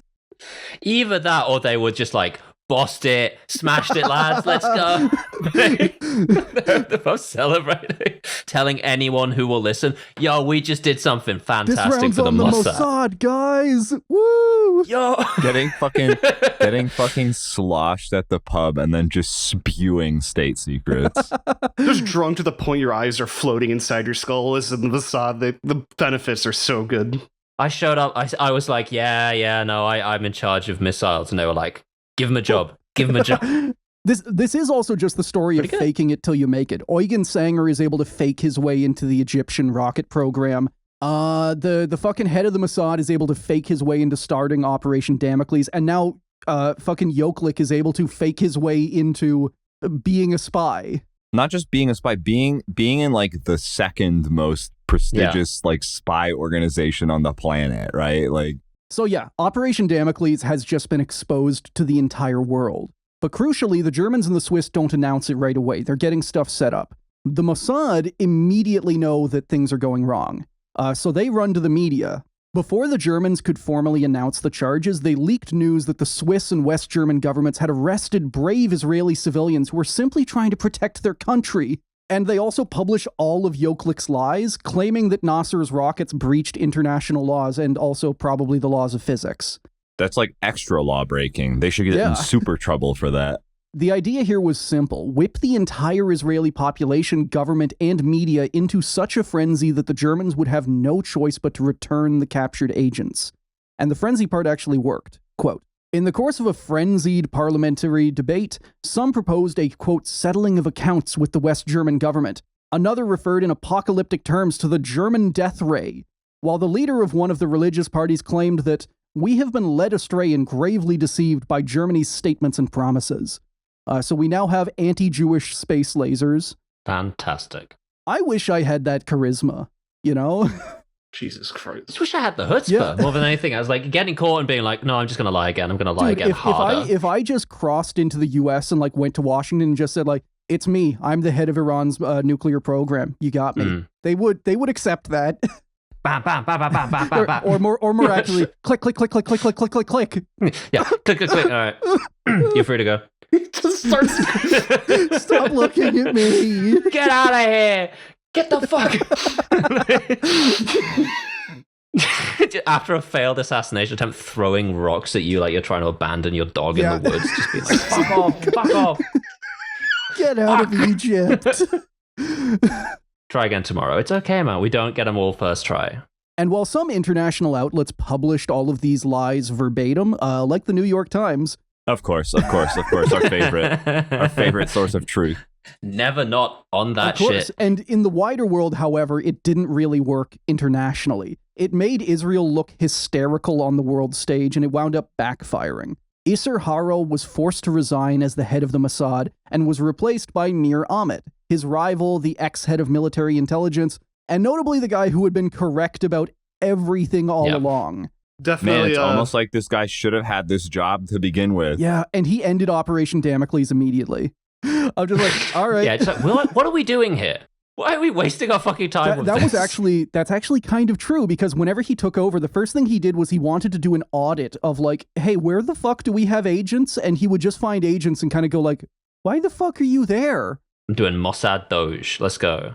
And also the fact that the Mossad is like famously interdepartmental rivalries. The fact that an army intelligence guy just took over meant that like everybody was fighting him and hiding shit from him. So yeah, it took a little while for Damocles to wind down. It's that beautiful, like, seamless democracy that you really get in a definitely not massively paranoid nation. Everyone works together so flawlessly. It's interdepartmental communication. It's all on point, yeah. No one is panicking. And Mir's main focus once he took over the Mossad wasn't in continuing the assassinations and intimidation, but in containing his predecessor's fallout. With a lot of finessing of the media and pressure on Swiss politicians, he was able to get Yoklik and the other agent off the hook on minimal sentences. These guys were too fucking stupid. Yeah, just going to them and saying like, guys, come on, the Mossad are professionals. Do those guys look like professionals to you? No? Checkmate. As far as the German, Swiss, and Austrian scientists, some were driven off by threats, but most were simply lured back to Europe with the offer of more work closer to home. That's kind of their thing. They'll just work wherever the work is. The impact on the Al-Qahir rocket program was also basically minimal. The rockets were well past the design phase and into production, so the scientists weren't necessary anymore. However, that does not mean that the Al-Qahir series were good weapons. They still lacked basically any form of guidance and were little more than a propaganda tool for Nasser, which apparently he was happy with because he never pushed for more development work. Yeah, smart. Oh, we got rockets? Done. Nice. Next. My union's collapsing a little bit. I'm kind of distracted right now. I am a union of one country. Egypt is so united with itself, guys. I also want to go back briefly and talk about Otto Skorzeny, because I realized that we kind of derailed onto the Yoklik stuff. Yeah. Right up front, there is no agreed upon truth to Otto Skorzeny's involvement, even in different Mossad documents. Far from being the only ones to work with him after World War II, the Mossad was just his latest customer. He had a reputation for working for just about anyone, and relied mostly on his daring reputation during the war. One of the main reasons the Mossad had hired him was because he had actually worked with the Egyptians just a few years before, and he had good contacts in Cairo. Which, if I were the Egyptians, I would be nervous about your ex-spy showing back up. Anyway, different sources give Skorzeny different roles in Operation Damocles. In some, he was the Mossad's personal hitman in Germany. He was the guy who killed Heinz Krug, and he was the guy who failed to kill Heinz Kleinwachter. In others, he was sent to recruit high-ranking former Nazis, many of them his actual protégés who were currently working for the Egyptians. So like I said, the guy who handled security for the Al-Qahir rocket program was, trained by Skorzeny. And in one source I found, he steered clear of Operation Damocles altogether because he thought it was a failure. So, what is known at the very least, I tend to lean more towards the, like, trying to use his contacts thing. But at the very least, we know that they did attempt to recruit him. Me not putting Operation Damocles on my resume because it sucked so bad. This was a gap year, don't worry about it. Had to really stop and find myself. The Al-Qahir series. Now, with all of that sorted, I want to go back and take a look at the Al-Qahir series of missiles themselves. As far as the design, they were pretty crude, even by the standards of the time. The Soviets and Americans were busy building all kinds of ballistic missiles from short-range to intercontinental. Meanwhile, the Conqueror series was estimated to top out at around 300 kilometers range, and if they wanted it to fly that far, it could only carry a truly pitiful 60-kilo warhead. That's fucking nothing. Incredibly puny in terms of rocket terms. It was not an effective weapon, and it played no significant or even meaningful role in any war that Egypt fought. More so than any of the media fear-mongering, this really puts the lie to the idea that these missiles would rain nukes on Israel. They weren't capable. They physically could not do it. Still, I do think that it is a huge technical achievement for Egypt to have built them at all, considering that they started with nothing. And as we've talked about briefly before, the Al-Qahir program did have one catastrophic problem. While the engine and payload and staging were sorted out over several tests and years of development, the missile never got a guidance system. It was the world's first ballistic firework. You kind of want the guidance system. Now, I'm no expert personally. It feels like you want to have some kind of control over where it's going. Although, of course, not my department. I'd almost be more intimidated in like a nuclear mutually assured destruction sense by someone just going like, I can launch it. Who knows where it's going? Maybe it'll hit you. Maybe it'll hit me. Yeah, all of my nukes, no guidance system. I press this button, they just go. Yeah, they're just trying to do like the equivalent of like I'm crazy, man. I'll nuke myself. I'll nuke anyone for a price. This would work. You wouldn't fuck with them. No, but yeah, to get back to the guidance system, the Wasserfall, the surface-to-air missile that all of this was based on, had its own, it was radio guided from the ground, which meant that literally no one who worked on the program knew anything about guidance systems.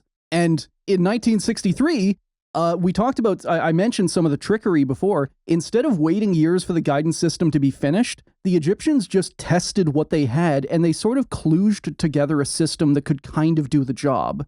Since many of the German scientists had worked on the French Veronique rocket before, they stole the guidance system that rocket had used, which worked like this, quote, 4 cables attached to outriggers mounted on the fins and to a drum located beneath the launch pad unwind as the rocket ascends. These cables stabilize the Veronique until a sufficient velocity is attained to ensure that aerodynamic fin stabilization is present. So it's a fucking marionette. That's the only guidance system they ever have for these things, is that they have a couple of wires attached to the fins that they can like tug on the wires to guide, to like pull it in the right direction like it's a fucking horse. That's what the hell?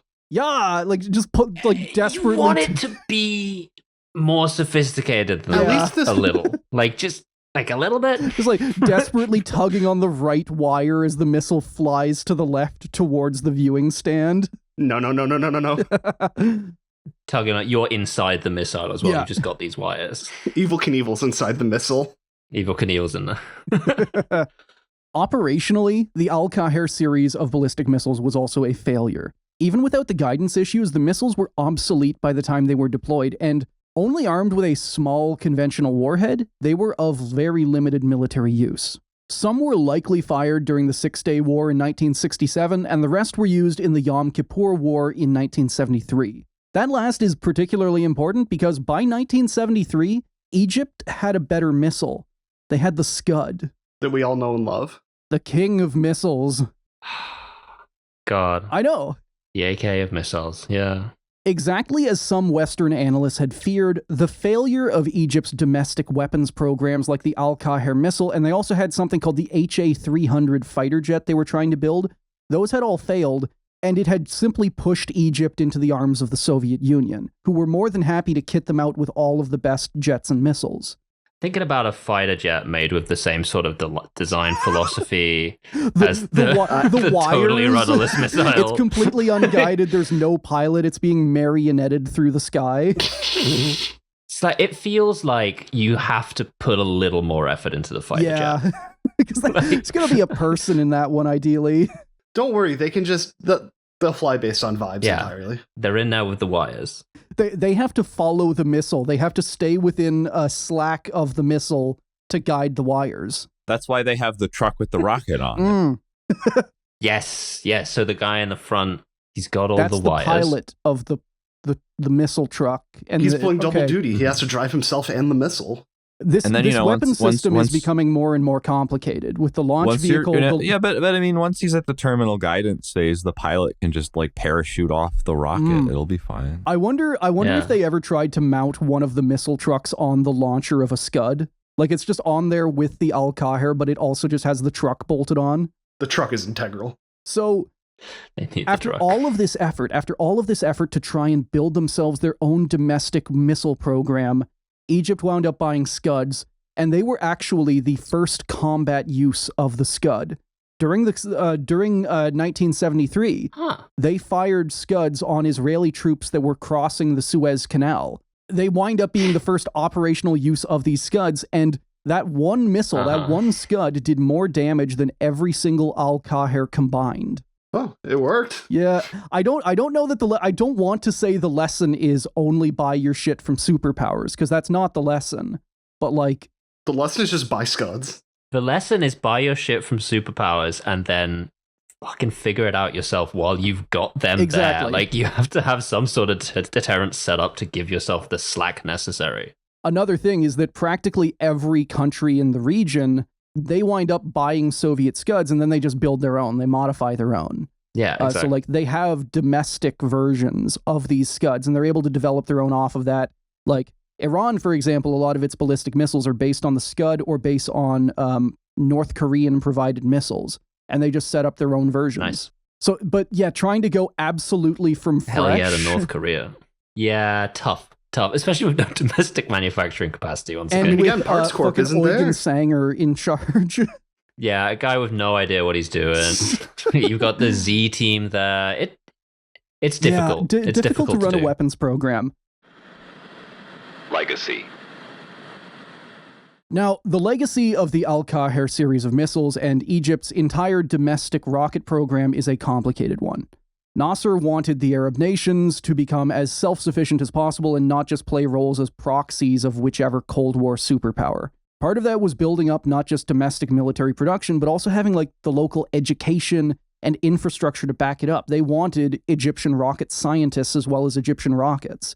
There was also an obvious element of propaganda and prestige in his actions. He wanted to be the unifier of the Arab nations, and something as sci-fi as a rocket program was a great way to show his, dedication to a bright future. But the program failed. It only produced subpar rockets, and for decades to come, wars in the Middle East would be defined by imported weapons, especially Soviet ones. The T-55, the AK-47, and the venerable Scud. Of course, mixed in with a whole lot of like French, American, German, it's the mixing pot of weapons exports. And just like continually feeding into this cycle of, well, we have to buy it from somewhere, and that means that arms producing countries are always more than happy to sell. And while I obviously don't want to let the Israelis off the hook, I do want to be honest and say that I don't think Operation Damocles did anything to impact Nasser's rocket program. The scientists they imported were like third-rate morons. The rockets were already designed by the time the operation started, and they were in production. The scientists didn't matter anymore.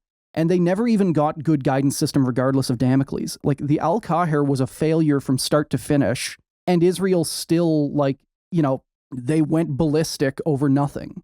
They gassed themselves up until they did something stupid, then repeat ad nauseum. Yeah, and in the end, even in terms of getting people to leave, Operation Damocles did not actually do all that much. It killed one guy, and the others were all, a bunch of guys pretty much just flat out said at that point, hey, you can keep threatening us, I'm not leaving, I'm not going to respond to bullying. What actually got these guys to leave was the diplomatic approach that they always wanted to do anyway. It was just saying hey, the European Space Agency is now a thing, come home. Weird that. I wonder if there's any sort of lesson to draw out from that. I always think back to like I don't think so. one of the big drivers for early space cooperation in the 90s was a national security one, because suddenly you have a whole bunch of Soviet rocket scientists who are unemployed. And if you're a senior rocket scientist, it is in the, like, people have decided it is in the interest of world safety that you never be unemployed. Because who knows what the fuck you could do. That's fair. You don't want one of these guys tinkering in his spare time. You don't want to make the garage. That's reasonable. Yeah. Yeah, the garage nuke, yeah. And I keep it in my basement. And it all also just fed into this like infinite arms race. Nasser wanted the missiles to match capabilities that Israel already had. When he paraded them around in 1963, Israel responded by buying better American missiles. When it became clear how ineffectual the Al-Qahir series was, Egypt bought Scud missiles from the Soviets. As historian Roger Howard put it, quote, "Whoever one pins the blame on, the fact that the use of violence and force and the threat of their use easily spiral and become self-perpetuating, thereby fueling mistrust and prompting rivals and enemies to spend along the same destructive path." So it's a self-fulfilling prophecy. You can't bomb your way to like a lasting peace. No, my wrath is pure and my anger is justified. Yes. The oceans of blood that I will spill will bring peace eventually. Quinn, I'm also having stupid idiot brain looking at the Scud truck because I'm seeing a face with the headlights as the eyes, and then the smile, and then like the radiators, the nose. Oh no, I was seeing I thought you meant the clouds. Because there's two clouds and then a little happy smiley face. Oh, we got two faces, huh? Yeah. How about that? Everything about this missile is happy. I see the face with the headlights. It's just incredibly wide. I saw the face with the headlights, yeah. Launching the Scud and like, you know, it explodes. Like, could a sad thing do this? The Scud missile launcher in the Cars universe. oh, that is a cursed concept. This is what we talked about with the vibes. The reason why the Scud was successful. The Soviets prioritized good vibes into that weapon. Listen, that warhead, it's full of confetti. It's like the Stuka dive bomber. Like it's got a horn that like as it dives it makes a sound, but it's just playing one of those little like party blower sounds. These are actually peace heads. There's no explosives of any kind. It's just sort of like confetti stuff. It's like a present. That. Chocolate. Conflict resolution pamphlets. Yeah, you know. The first ever de-escalatory missile. So, yeah, everybody, that is the story of Nasser's Cold War Egyptian missile program and Operation Damocles, and how it all kind of, I don't know, it feels like a nothing burger because the missile was a piece of shit and the Operation Damocles also didn't work. But it's still, like, I feel like it's so emblematic of this constant spiral of, like, paranoia and violence and weapons buying and fuck. I was going to ask how people are doing, and then I went away with it. I'm doing okay. I'm doing all right, you know. Apart from all the stuff, personally, I'm pretty okay. I did great. There's so much stuff going on in this episode. There's a lot of fucking stuff. We got some new players. We got some returning champions. But this is so funny. Yeah, listener, thank you for bearing with the schedule on this one. Thank you for listening, and Devon, thank you so much for coming on this episode. No worries, it's been an absolute blast. Thank you so much for having me. This has been a real treat. Yeah, it's been great talking to you. Yeah, you too. Just you two, though. Not. Oh, that needs to be our like questions from the Legion thing. We need to start asking like, what's your favorite Chris? Yeah, finish the episode and be like, okay, so now that you've spoken to us all for like 2 hours, who's your favorite? One of them will live. Yeah, me asking the fucked up and evil question, who's your favorite person right now? Well, I can only see Quinn, I'm forming a much more personal bond. That's true. The camera is still in a box on my desk. I haven't taken I'm just the world's stupidest LLM talking into your ear. I also don't know if I should be seen. I could absolutely though. Like I keep coming back reasonable. to Otto Yoklik, and I could absolutely see him approaching Heidi Gorka with the other Mossad agent of just like, like, could you settle a debate for us? Which of us do you think is better at our jobs? Who do you think pulls off the assassin look best? They're walking away and they're both like shoving each other. Like, no, I'm gonna talk to her first. I'm agent in command. They gave me the black bag, not you. Just a phenomenal like buddy comedy. That would rule. I think we're slowly constructing the same guys that we did during the episode that Nova was on for. Well, yeah, anytime, because espionage Helpful to me. is exclusively done by morons. It really seems like that's the case, and Yeah. I know that can't be, but I think they've just faded to fall into that line of work.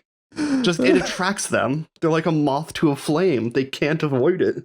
I guess if you're employing guys that show up and lie to you on the doorstep, Yeah. then you are probably not putting together the most robust intelligence agency. Which does make me wonder if that's just like the norm for Mossad recruitment is you show up at the embassy, you spout some incredible sci-fi bullshit you made up, and then you're just like, you're second in command now. You could run this shit on Kash Patel. Oh, God. Like, if you just rock up and be like, what's up? I'm the Chinese Jewish government. space laser? I've Me. got some shit to talk to you about. Yeah. Just replacing Dan shit. Bongino. Entryism, easy as hell, actually, it turns out. Well, he likes going on podcasts. Maybe we could get him on a podcast. Just subtly hinting that you should all be given like high-ranking jobs throughout the course of the podcast. It's got to seem like his idea when we're done. It's got to seem like his idea. Leave him guessing. Just make like sly remarks to the Just the gotta keep German gassing him death up. ray, to the Chinese Death Star, and just leave like after the recording. He'll come back and just like, hey, like, could you like tell us more about that? Like, sorry, I got more podcasting to do. I'll need to be on the payroll if you want to hear about the Jewish Chinese space lasers. I feel like this has been stupid enough. Listener, thank you so much for listening to this. Goodbye. Goodbye. Goodbye. Goodbye. Thank you to everyone who has signed up to support the show, and a big shout out to all of our top tier patrons. Our cyborg cats are Boss, Katiga Reptile, Charlie, Comrade Sleepy Bro, Daniel F, David R, Jesslyn T, Jorg 2, Buzz Aldrin Simp, Kamo, Lane of the Wired, Matt, Mobius Striptease, Mysterious Stranger, Nerd Beast, Noah, Number Negative, Oil Drum, Pat, Paul C, Space Northpaw, Spectre Cohen, Tortilla Baron, Vivek D, and Wingsmith.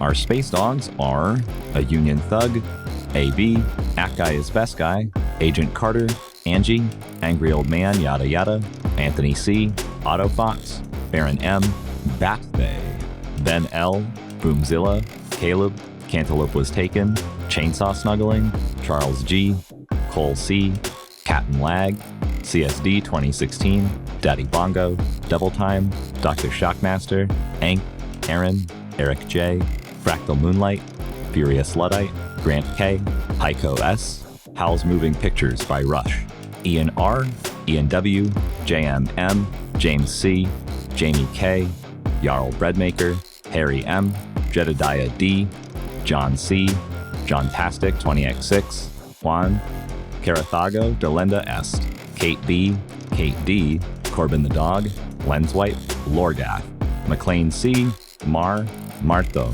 Maritza, Moomin Instrumentality Project, Nicholas S, Nick, Norman W, Northeast Driver, Outlook Cove, Panda, PB, Perm, Poopbutt, Randall, Rato B, Sam A, Scott K, Sean H, Central Kazoo, Shannon M, Sean P, Smut R Us, Sophie L, Sparks, Spirit of Thunder, Swanee, The Best Sean, Thomas M, Tim P, Toasty Ken, Trash Do, Darash T, Brisk, Will W, William O, Zap, Zim, and Zombie Dwarf. Albert Count, 142. Thank you for listening to another episode of Failure to Launch. If you want to follow us, we are Failure to Launch on Blue Sky and FT Launch Pod on Instagram. We also post our episodes with visual aids at Failure to Launch Podcasts on YouTube. FTL intro and outro themes were provided by DJ Danarchy.